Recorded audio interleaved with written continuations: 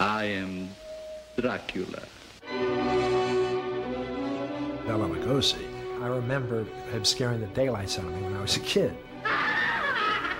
He got that stigma on him, a vampire, it lived with him for the rest of his life. There you will bring the coffin. It's my native soil. Dracula equals Bela Lugosi equals Dracula. Doesn't Dracula ever end for you? No. Dracula never ends.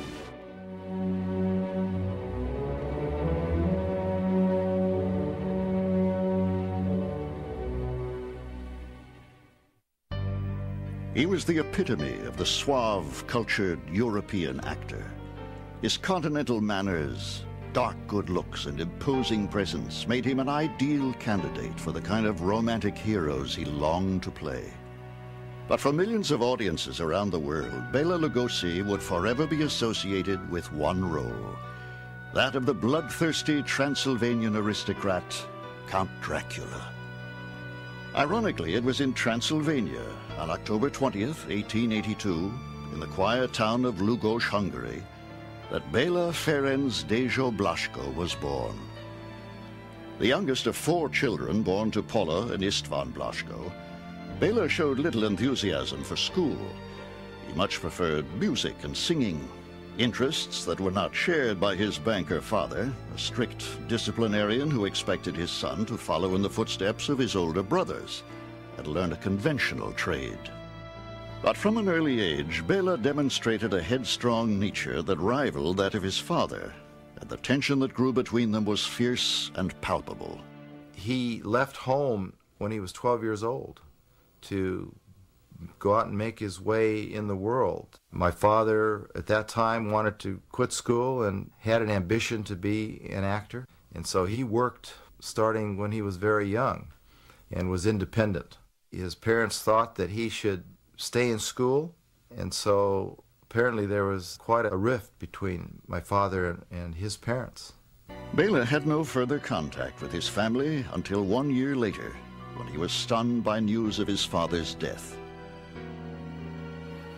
Frustrated in his efforts to find stage work, the teenager toiled in mines and worked as a machinist.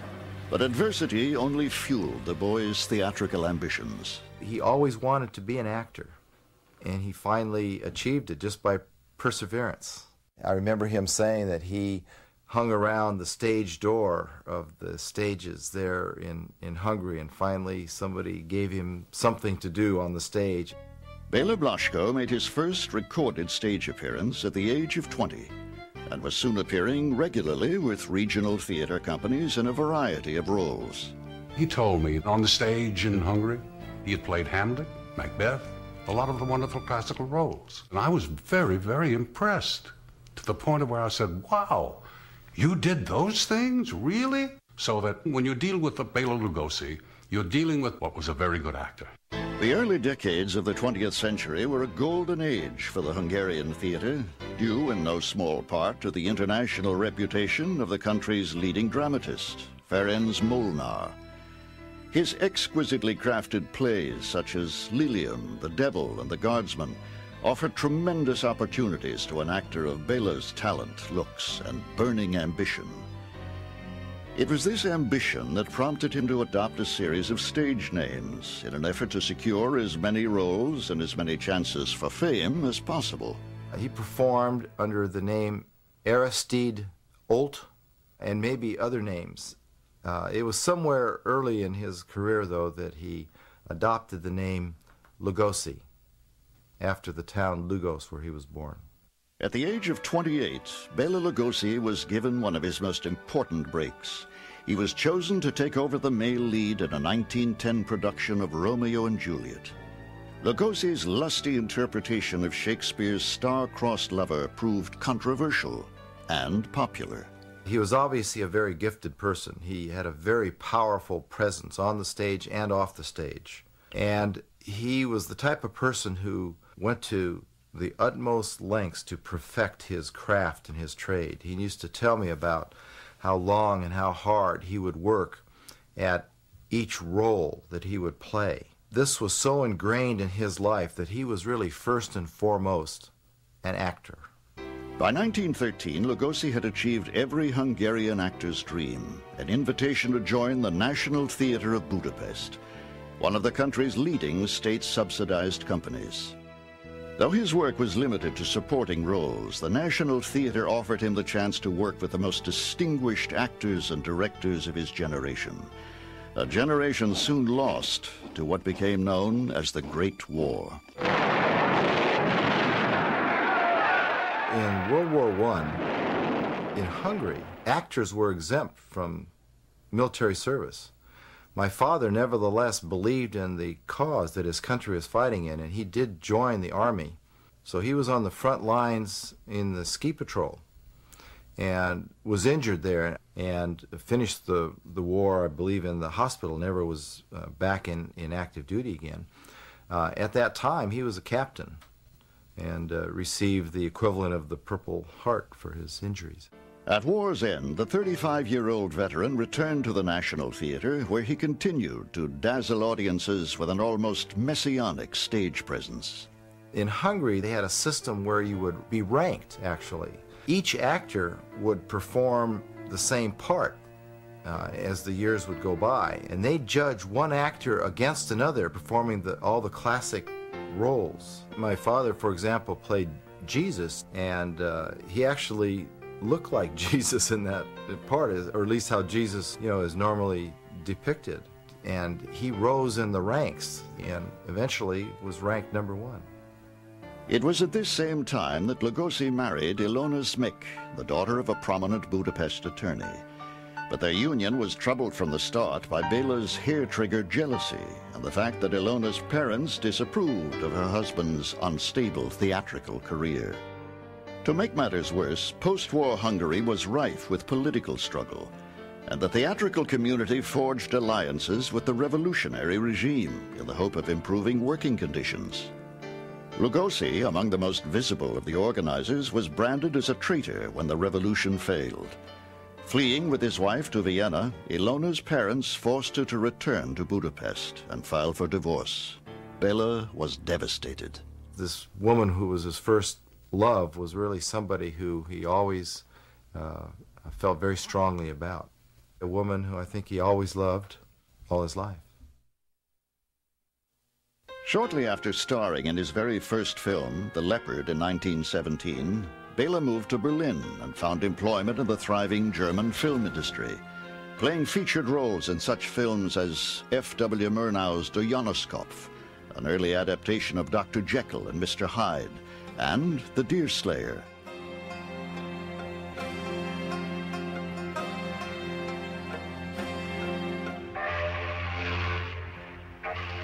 But despite this success, Bela grew increasingly dissatisfied with life in Germany.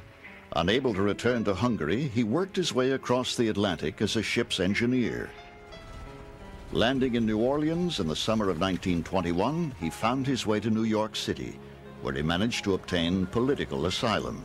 My father was a very well-read, far-thinking person. He had some vision or idea of the greatness that America would become. He was really a very profound American inside. That's what he would tell me. He really believed in this country. Now living the life of a European exile, Bela married Viennese-born actress Ilona von Montag. But the marriage soon collapsed over issues of jealousy and professional rivalry. Unfamiliar with the English language, Bela attempted to start a Hungarian repertory company. When he did find work in English-speaking theaters, he memorized his lines phonetically, one syllable at a time. The result was a deliberate and highly inflected vocal style that would become his trademark. Hungarian's very unusual in that here it is in the middle of Europe, unaffected by the Romance languages, unaffected by any of the languages, frankly, sounding unto itself. It's a very hard accent to lose. Lugosi could never get rid of it. He tried. He could sometimes almost get rid of it, but never quite, you know? Still smolderingly attractive at the age of 40, Lugosi scored a hit as the romantic Apache opposite Estelle Winwood in The Red Poppy in 1922. When his onstage lovemaking proved so passionate as to actually bruise his leading lady's ribs, Press agents wasted no time in promoting Lugosi as a major new sex symbol. There was a sexuality about my father's persona, and I think he realized it. And so he prided himself as being able to make the women swoon. But despite this newly found notoriety, Lugosi's heavily accented speech typed him to play foreigners, and usually villainous ones. It was a devastating blow to an actor who had always prided himself on range and versatility. In 1923, Lugosi made his American screen debut in Fox Films' The Silent Command, playing a master spy who plans to blow up the Panama Canal.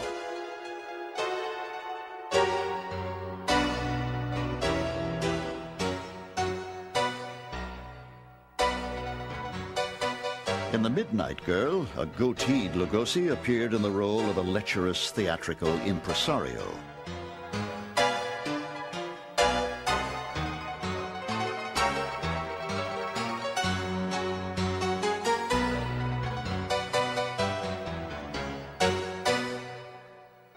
In 1927, Bela Lugosi was offered the leading role in a hit British stage play that was headed to Broadway. Tired of playing villainous stereotypes and disappointed by the part's lack of dialogue, he rejected the invitation. But when Raymond Huntley, the actor who had originated the part in London, also turned it down, Lugosi was asked to reconsider. The decision he made would change his life forever. On October 5th, 1927, Bela Lugosi's performance in Dracula took Broadway by storm. At the age of 44 and with hundreds of stage and screen roles behind him, Bela Lugosi had become a star. When he did Dracula in 1927 on Broadway, it was startling. It was very sensual and very sexual. It wasn't something that was common. It's the attractiveness of evil that Lugosi brought to that role, taking the continental romantic sex appeal of the Valentino type of actor that was very popular in the mid-20s, the slick back hair, the aquiline features, the almost hypnotic power over women. That combines with his thick Hungarian accent, making the character romantic. Nothing like it had been done before. Flush with success, Bela was soon seen squiring dozens of wealthy and beautiful women. In 1929, he married Beatrice Woodruff Weeks, the millionaire heiress of San Francisco's Mark Hopkins Hotel. But Bela's third marriage was a complete disaster, lasting only 4 days. The enormous success of Dracula made a film version inevitable. Securing the rights to both the book and the stage play, Universal Pictures hoped to use Dracula to lure Lon Chaney, their once resident man of 1,000 faces, away from MGM. Chaney had been responsible for 2 of Universal's most successful fright films, The Hunchback of Notre Dame and The Phantom of the Opera. Unfortunately, within months of his triumph in The Unholy Three, the versatile actor was stricken with throat cancer and died in August 1930. But despite Chaney's death, Bela was still not among the actors under consideration for Dracula. Others mentioned included Chester Morris, Paul Muni, and the Austrian actor Conrad Veidt. He told me about the other actors who were being considered, and he was really disappointed and surprised that he was not the first choice after he had been successful on Broadway in the play Dracula. You may go. While lobbying for the role, Lugosi had moved to Hollywood, where he honed his on-screen skills as a contract player at the William Fox Company. How do you like that, my little radish? You'd better go with him if you want those guns. You think he got mad at me because I take you? He'll never forgive you. No. The Cayon is my friend. We don't fight over women. If I get tired of you, I give you back to him. What do I care? Appearing in numerous bit parts and occasional featured roles, he often played exotic sheiks, European heavies, or corrupt businessmen. Wait a minute, Joe. I don't get rough with the gunplay. I won't tell. I know you should bump me off, but I'd rather stay alive. Keep my mouth shut. You know me. I won't squawk. It was also at this time that Bela began a torrid and highly publicized love affair with film star Clara Bow, America's it girl. The national embodiment of relaxed jazz-age morality, Bow's sexual exploits had become legendary, and her liaison with Broadway's most famous vampire only fueled public and private curiosity. But for Lugosi, the actress's charms were not enough to distract him from his ultimate goal, to star in Universal Pictures' upcoming production of Dracula. Barraging studio president Carl Laemmle with letters and telegrams, Bela finally got the part, for a total salary of $3,500. Directed by Todd Browning and released in 1931, just prior to Valentine's Day, Dracula became an international sensation, and Bela Lugosi was hailed as the new Lon Chaney. I am Dracula. It's really good to see you. I bid you welcome. Lugosi so well honed his role, doing it about 1,000 times on the stage, that he was prepared to exude everything that was required of the role when it was finally captured on the screen.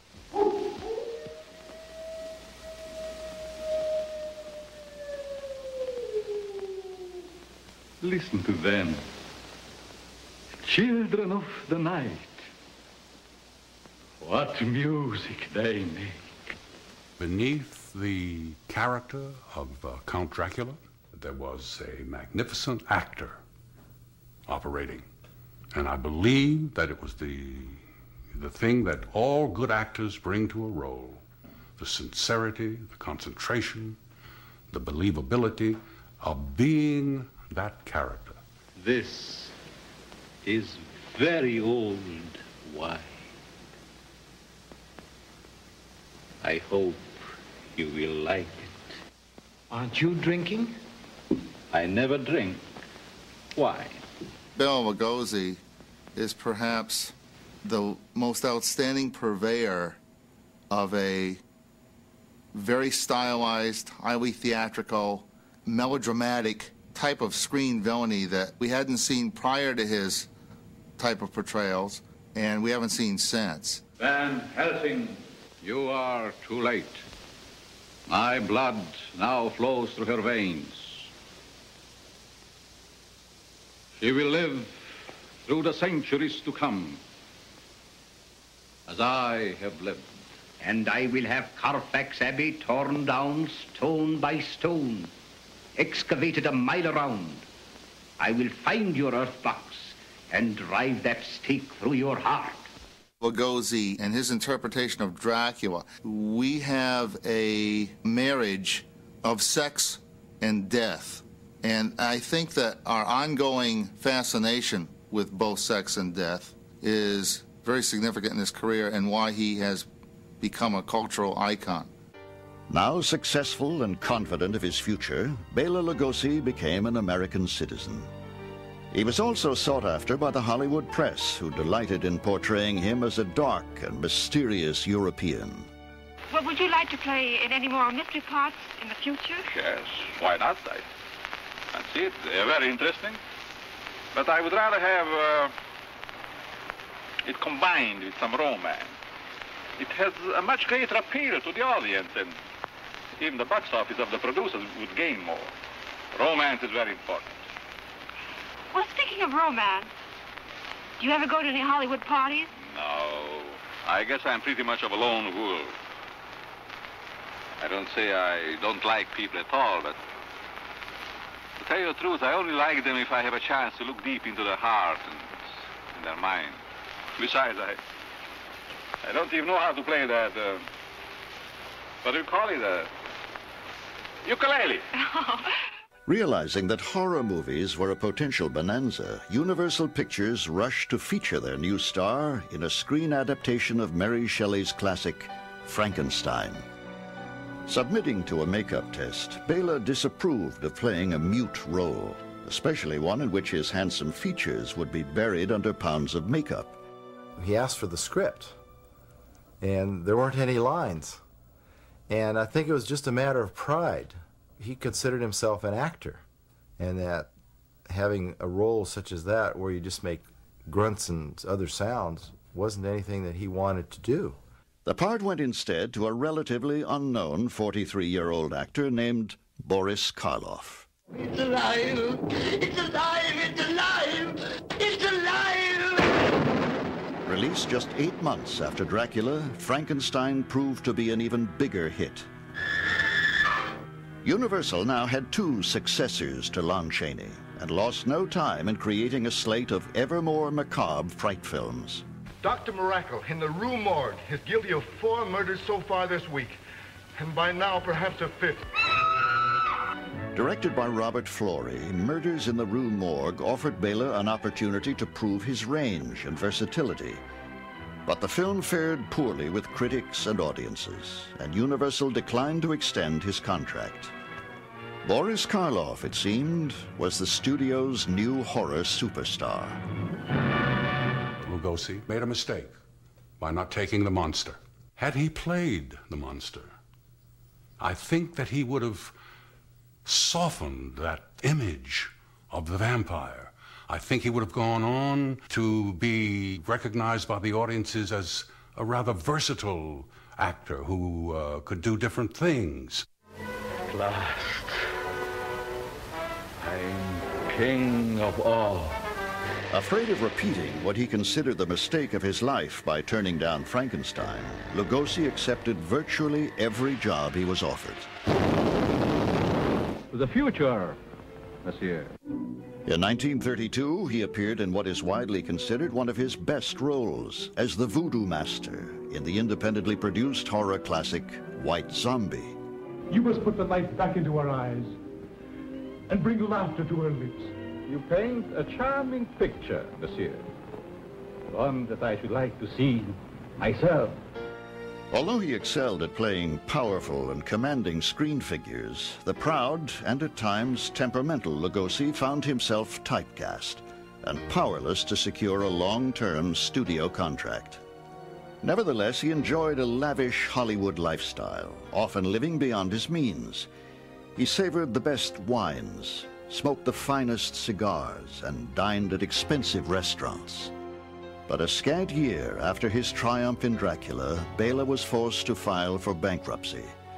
The role he had so badly wanted had become a trap. In the public's mind, Lugosi was Dracula. Go, never dreaming I care, loving somebody somewhere, leaving me my silent love. Betty. You have booped your last boob. In February 1933, Bela Lugosi married his 4th wife, Lillian Arch, the 20-year-old daughter of a prominent Hungarian-American family. When my father married my mother, there was about a 30-year age difference between them. In fact, my father and my mother's father were about the same age. She was a beautiful young woman when they were married and took care of him in every way. His personal life stabilized, Lugosi's career also began to improve. In 1934, Universal Pictures explored the box office potential of teaming the stars of Frankenstein and Dracula in a series of fright films. The result was 3 of the most stylish and disturbing motion pictures ever made. I leave my secret with you. More power than man has ever possessed. His face and hands will appear like phosphorus. If he touches anyone, they die. Of course, many fans assumed the mutual animosity the actors displayed on screen reflected their off-screen sentiments as well, an assumption that was not discouraged by studio publicity. My father spoke of Boris Karloff from time to time, but I never heard him say anything bad about Boris Karloff. In 1935, Todd Browning, the director of Universal's Dracula, cast Lugosi in an almost identical role in MGM's Mark of the Vampire. Watch out!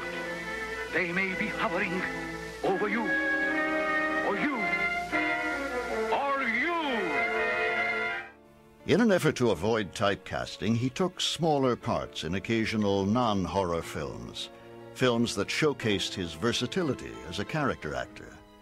As challenging as this period was for Bela professionally, it was also rewarding for him personally.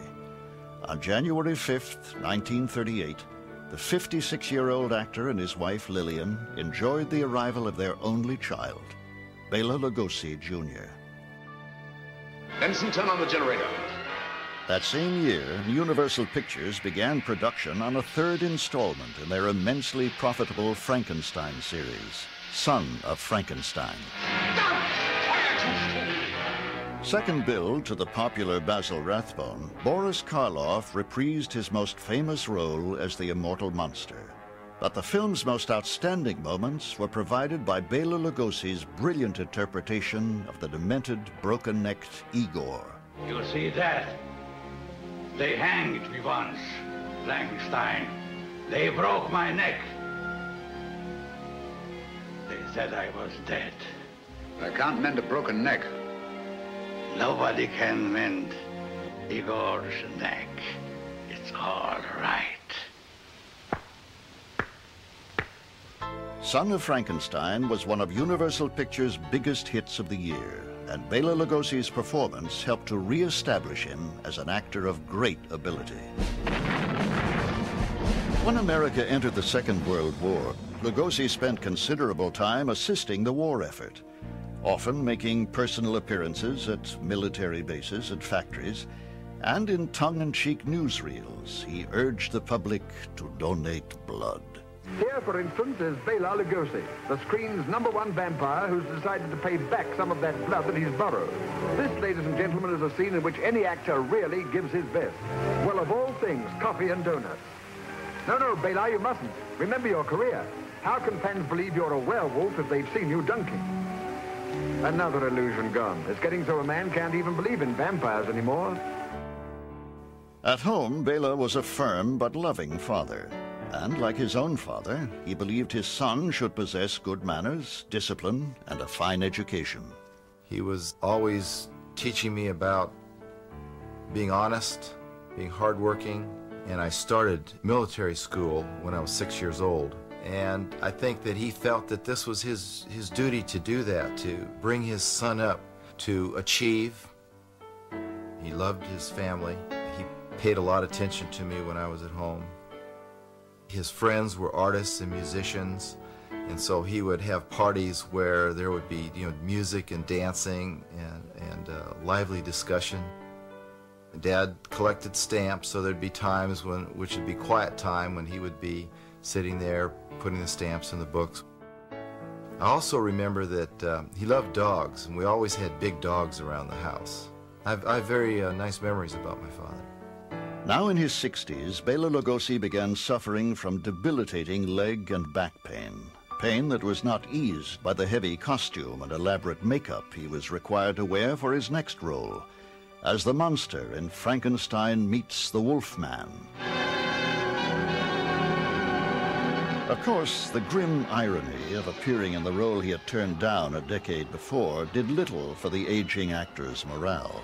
What made matters worse was a last-minute decision on the part of studio executives to cut all of Lugosi's on-screen dialogue. Intended as a sightless creature possessing Igor's brain, the now-mute actor appeared to stumble about the sets in a laughable and seemingly unmotivated performance. It didn't help that much of that performance was most obviously accomplished with the aid of a very visible stuntman, Eddie Parker. Whether intentional or not, the result was tantamount to career sabotage.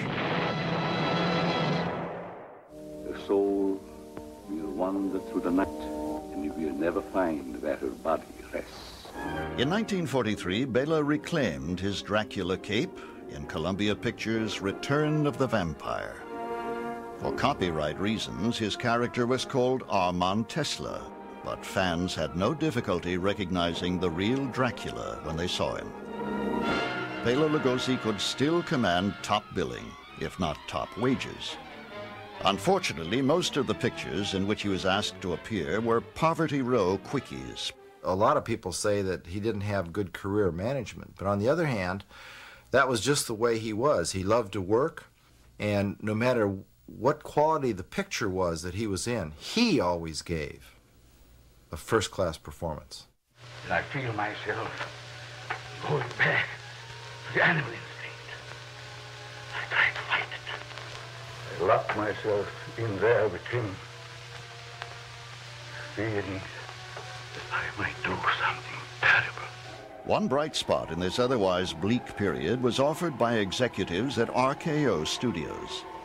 They thought that their production of Robert Louis Stevenson's The Body Snatcher would be aided immeasurably by the teaming of Bela with his old co-star, Boris Karloff. That part was not in the original script. And then somebody in the front office decided, gee, wouldn't it be great if we could say Karloff and Lugosi? So that role of the porter was created to be able to cast Lugosi. You and I should work together. You mean we would sell the bodies to the doctors together? Dig them up? There'll be no digging. The kirkyards are too well guarded. Lugosi was not well at all in the picture. It was just a question of patience and working with Lugosi because of his health problem, whatever it was. He had a leg pain problem that started many years back and had been prescribed some drugs for that pain, and he became medically addicted to those drugs. This medical addiction was for now a well-kept Hollywood secret. Bela Lugosi was still capable of giving a fine performance. But in Hollywood, giving a fine performance is never enough. Bela Lugosi would have to give more. Now in his mid-60s and suffering from chronic back pain, Lugosi maintained an exhausting work schedule, one which included extensive touring in stock theater. I appeared in Dracula, a production of Dracula in 1947 in a summer theater production with him. I was with him one night, and his wife was along, and he was talking about some of the things he'd done on the stage in Budapest, and his wife came in with, he was the John Barrymore of the Budapest stage. And with that, Lugosi broke in and very seriously said, no, I was the Clark Gable of the Budapest stage. And he was quite serious. Count Dracula sleeps in this coffin, but rises every night at sunset. Chick is right. This is awful silly stuff. In 1948, Bela accepted his last assignment for a major studio in Universal's send-up of Dracula, Frankenstein, and the Wolfman, the comedy classic Abbott and Costello Meet Frankenstein. Reprising the role that made him famous, Bela still managed to look vigorous and youthful. His performance was considered a triumph. But by now, the Gothic screen monsters of the 1930s were considered quaint and old-fashioned, especially when contrasted to the real horrors of World War II and the nuclear age. Far too old to play leading men and far too ill to play much else, Bela was often out of work. The story is begun. Desperate, he accepted a small role in an ultra-low-budget exploitation picture directed by a young man with more ambition than talent, Edward D. Wood, Jr. If the Creator had meant us to be born girls, we certainly would have been born girls. Are we sure? The film was a bizarre and disjointed mix of transvestitism and pseudo-sociology. Give this man satin undies, a dress, a sweater, and a skirt. He's the happiest individual in the world. Bela's role was curious at best, but as usual, he gave it his all. Beware of the big green dragon that sits on your doorstep. He eats little boys. Puppy duck tails and big fat snails. Beware. Take care. Beware. Banned in several states due to its highly controversial subject matter, the film was a critical and box office disaster. Ed Wood put him in his movies because of Dad's name. The movies that he put my father in were terrible, and I'm sorry to see him in those kind of movies, but looking at it from my dad's point of view, he was working. Ed Wood gave him something to do, which was really very important to him. Master, it is the hour. In 1953, Bela made a rare television appearance on the popular program You Asked for It. You have no will of your own. Just 5 years after his performance in Abbott and Costello Meet Frankenstein, Bela Lugosi could no longer hide the ravages of old age and the years of addiction to painkillers. You ask for it. Lonely, infirm, and impoverished, Bela Lugosi found that his only friends were the children that he had delighted for 2 decades as Dracula. I discovered Bela in Abbott and Costello Meet Frankenstein. I became his super fan. And there was a little group of kids. We got our nerve up and called on the phone. Told them that we were fans and we would like to meet him. He said, sure, come over, boys. And we did. And that's what started a 3-year glory trail of all kinds of adventures with him. Unable to find suitable employment, Bela now worked exclusively for Ed Wood. Their next screen picture, Bride of the Monster, allowed the actor a final screen soliloquy that poignantly echoed his own compromised circumstances. Now I am here, sent to bring you home. I have no home. Hunted, despised, living like an animal, that I will show the world that I can be its master. By 1954, Lugosi's lifestyle and chemical dependency had severely damaged both his health and his marriage. It was very hard for both my mother and my father to separate and become divorced. They loved each other very much, but my mother just could not get along anymore with the way he was in his later years. My mother was always trying to help him not be addicted. She would administer the shots, and I know that she would give him shots with nothing in it from time to time, just to try and help him out. And all this took its toll. Following the breakup of his marriage, Bela made several unsuccessful attempts to give up the morphine he had become addicted to. Finally, in the spring of 1955, he committed himself for treatment. Now out in the open, Lugosi's physical problems and pathetic circumstances earned him more press than he had received in years. But the images of Bela that were circulated all over the country were more frightening than any movie the actor ever made. The newspapers, unfortunately, gave a kind of a tabloid touch to it all. You know, Dracula discovered to be drug fiend, that sort of thing, and it was rather humiliating. Actually, he was a rather brave individual. To the public, Bela's distress seemed like the final curtain for a faded star. But the actor had made a career of rebounding from difficult circumstances. Bela Lugosi would be back.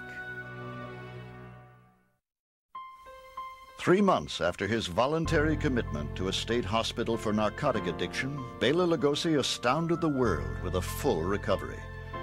The seemingly rejuvenated 72-year-old actor was the first Hollywood star to ever go public with a drug-related problem. Mr. Lugosi, you're leaving the state hospital tomorrow. Yes, I'm very happy I do, on account that I became a new man, new lease of life. I'm cured. During his weeks of rehabilitation, Lugosi had received regular and encouraging mail from a woman by the name of Hope Lininger, a longtime fan who signed her letters, "A Dash of Hope." Upon his release, he sought her out, and soon Hope Lininger became the 5th Mrs. Bela Lugosi. About 25 years earlier, she determined that one day she would be Mrs. Lugosi. Finally, indeed, her dream came true, but it turned out to be more of a nightmare to her, that the man that she married was not the handsome, charismatic Dracula that she had once dreamed of. A conflict developed because Bela, with all his relationships with females, he was what we in Spanish would call macho. Hope was extremely dedicated to him. She took care of him, but she just didn't let him have that dominance in the household that he was apparently used to when he was married to Lillian. I feel that he was really still in love with Lillian all this time, and that Hope came in as a replacement. Bela had hoped that his well-publicized recovery would result in goodwill and new offers from the entertainment industry. But while goodwill was plentiful, offers for work were not. Offers from anyone, that is, except Ed Wood. For a proposed film called The Vampire's Tomb, Wood photographed Lugosi walking around a nearby graveyard. It would later be incorporated into his 1959 cult classic, Plan 9 from Outer Space. But sadly, Bela's dreams of a comeback were not to be. On August 16, 1956, death came quietly to the 73-year-old actor who had made a screen career playing characters who never died. He never did lose his pride. He knew what he had accomplished in his lifetime. Yet his circumstances were not good near the end of his life. I'm glad that he could be working all the way down to the end. He died with a script in his hand. Bela had always said that he wanted to be buried in his cape, and Hope said, let's do it. And I said, well, if you're going to do that, then let's go all the way and send his full dress to the mortuary. And that's what he was buried in. I remember standing by his coffin. I thought, well, Bela, it's almost as though you might expect a director to call cut and that you would rise from your coffin one more time. He looked very, very impressive in death. To the very end, Bela Lugosi, the proud Hungarian who had run away from home at the age of 12 to become an actor, still believed fervently in the resurrection of his own career. Had he lived just a few more years, Bela Lugosi would have seen the beginnings of new interest in his films through television, magazines, and fan clubs. Appearing on everything from T-shirts to video cassettes, Bela and his films had become more popular than ever. I don't think that he ever imagined that he would be remembered today, and he would really be very heartened to know that. In 1995, actor Martin Landau received an Oscar for his inspired portrayal of Bela Lugosi in the film Ed Wood. But for many, it was a long overdue tribute, not only to Landau, but to Lugosi. I wanted this to be not just a performance, but almost like the performance he never got at the end of his life. I understand the pain and the fact that he couldn't do at the end of his life what he wanted to do most, which was perform and act in good roles. I think down deep, he knew that he was a good actor. So he just enjoyed this vampire thing that happened to him. He was kind of haunted by it. He said something like, you know, Dracula never dies. If Bela Lugosi were alive today, I think he would have a proud smile on his face, knowing that he is regarded not only as a great actor by a great many people, but also as a great man. With all his problems, he was a very human individual, and he was a good friend. Just like his acting, he lived bigger than life. I remember my dad every time I see him on the screen. I still remember him.